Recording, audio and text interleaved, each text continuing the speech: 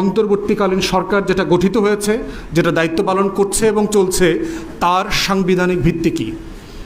কোথায় বলে দেওয়া আছে যে নির্বাচিত সরকারের বদলে একদল তত্ত্বাবধায়ক অথবা অন্তর্বর্তীকালীন উপদেষ্টা দিয়ে রাজনীতি করা যাবে, রাষ্ট্র পরিচালনা করা যাবে? কোথায় বলে দেওয়া আছে? সংবিধানে তো বলে দেওয়া নাই। তারা কিসের ভিত্তিতে শপথ নিলেন? তাহলে কি সংবিধান কি সাসপেন্ড হয়ে গেছে? তো তিনি কার উপদেষ্টা? তিনি কি চুপ্পুর উপদেষ্টা? রাষ্ট্রপতির অফিস যিনি দখল করে আছেন? এটার কনসিকোয়েন্স কি? রাষ্ট্রপতি যদি পদত্যাগ করে তাহলে দায়িত্ব কে নেবে? স্পিকার নেবে? বাই ডিফল্ট ধরে নেওয়া হচ্ছে যে আমাদের কনস্টিটিউশনাল প্রভিশন হচ্ছে সংসদ বিলুপ্ত হয়ে যাবার পরেও পার্লামেন্টের স্পিকার আগামী সংসদ নির্বাচিত হওয়া পর্যন্ত তিনি স্পিকার থাকেন, এবং গত সংসদের স্পিকাররাই নতুন সংসদের সাংসদদেরকে শপথ দেন এবং তারা আসন গ্রহণ করে। তাহলে আগামী সংসদে শপথ কে দেবেন? স্পিকার তো রিজাইন করেছে, তাহলে উনিই থাকবেন?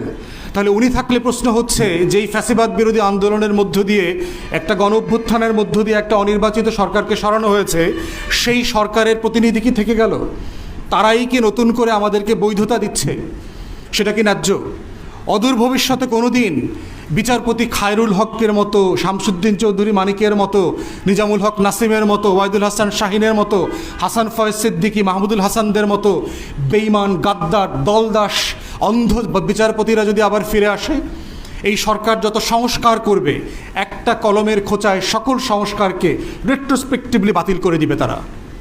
তাহলে কি এই বাস্তবতায় আমরা থাকতে চাই? কি করা দরকার আমাদের? এই কি করা দরকার প্রশ্নে হচ্ছে আমরা আজকে আপনাদেরকে দাওয়াত দিয়েছি, ইনভাইট করেছি আমাদের অবস্থান পরিষ্কার করবার জন্য, যে আমরা কি মনে করছি বর্তমান বাস্তবতায় হওয়া উচিত। এই পর্যায়ে আমাদের মূল বক্তব্য পেশ করবেন হচ্ছে এবি পার্টির সম্মানিত সহকারী সদস্য সচিব ব্যারিস্টার সানি আব্দুল হক। এটা আমাদের দাবি আকারে পেশ করছি। আরেকটা হচ্ছে যে অন্তর্বর্তীকালীন সরকার ব্যবস্থা যেটা এখন রয়েছে, এটা আমরা মনে করছি যে কোনো সাংবিধানিক কোনো এই মুহূর্তে কোনো ভিত্তি নাই। এটা কোনো আইনের দ্বারা অনুসৃতও হয়নি।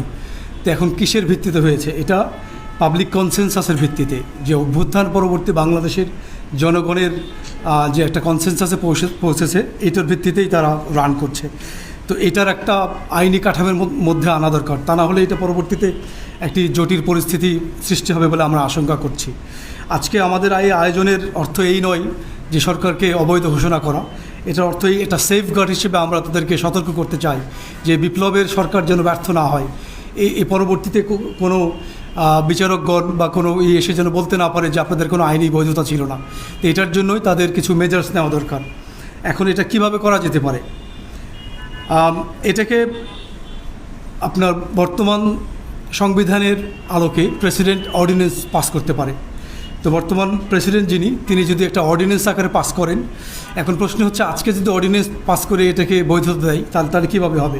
শপথ তো গ্রহণ করেছে গত মাসের 8 তারিখে, আজকে তো সেপ্টেম্বর হয়ে গেছে। আইনের একটা বিধান আছে যে কোনো অর্ডিন্যান্স বা কোনো আইন পাস করে এটাকে রেট্রোস্পেক্টিভ ইফেক্ট দেওয়া যায়। আজকে আইন তৈরি করেছে কিন্তু পেছন থেকে কার্যকর হবে এরকম একটা ব্যবস্থা আছে। যারা আইনজ্ঞ আছেন তারা জানেন বিষয়টি।